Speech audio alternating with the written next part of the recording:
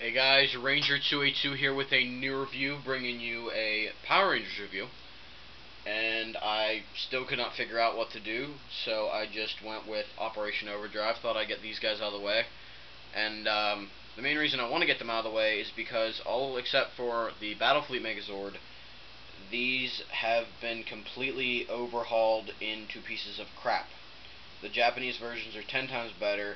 If you do have the choice between the Japanese version and this version, please pick the Japanese version. You will kill yourself if you buy these and you figure out that the Japanese versions are so much better. So I'm going to just for this review, I'm going to pretend that the Japanese versions don't exist and review this as if it was just a Megazord that was only American made. Okay, now the intro's over. The actual Zords. I have them in their second mode, apart from their vehicle mode and their Megazord mode. There's this mode. Not sure what it is, but I can only assume this is kind of like a truck cab pulling a trailer, and it's alright. I kind of like that they included it, just kind of a little mini gimmick kind of thrown in. Gonna remove the little sword here. And as I pull it apart, I guess I'll just start reviewing. Try not to shake the camera too much, but it's a Zord, it's going to be huge and shake a lot, so guess I'll just do 3 first. 3's alright. Looks pretty cool. I don't know the exact name of these, so I can only guess this is going to be the gyro driver, maybe? I don't know. But one minor detail I don't like, I don't know if you can see it under there, but there is a little white speck under this cannon. If you take it off, the numbers and the little overdrive symbol are under the cannons that slide in here. I just wish they would have, figured out some kind of little way to fix that, but what are you going to do? Number 2, nice little race car. No real major flaws. It looks really cool. Nice sleek design, very aerodynamic. But one thing I didn't like, back wheels spin fine, front wheels spin fine, middle ones don't spin at all. And I understand that because of the way this transforms, there's just 2 little slots right here for tabs on the red one, but I mean, they really could have just maybe moved these down or something. I mean, if they're going to completely overhaul these, why not change something else? But it's no big deal. I can look past it. Guess I'll do 5 next, since it's the next one. I know I'm doing these randomly, but what are you gonna do? 5 is alright, nice little submarine. And just like every other pink Zord, they just paint it all white and then give it a little bit of pink. Because I guess a pink submarine would look a little bit gay driving through the ocean. But pirates. It's a joke. Anyway, got little rubber claws here, so you can pose these in every which way, but I just tend to leave them back. So there's number 5. Number 4 is a nice little bulldozer. So, you can pose the bucket in every kind of way. And it does have a little turret that goes full 360. And because Bandai of America loves us, you can actually remove it so that you can lose it later on. So, also the treads aren't real. It's 4 little wheels. So, it rolls alright though. Probably rolls better than it will with treads.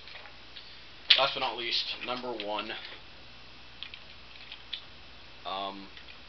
is a dump truck. That's it. That's all it does.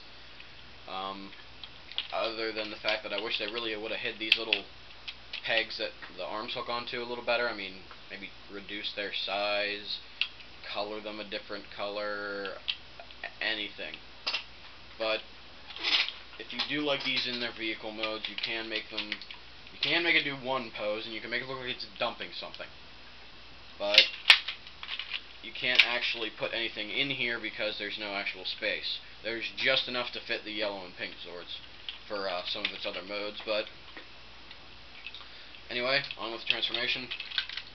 Obviously the red one's going to be the biggest part.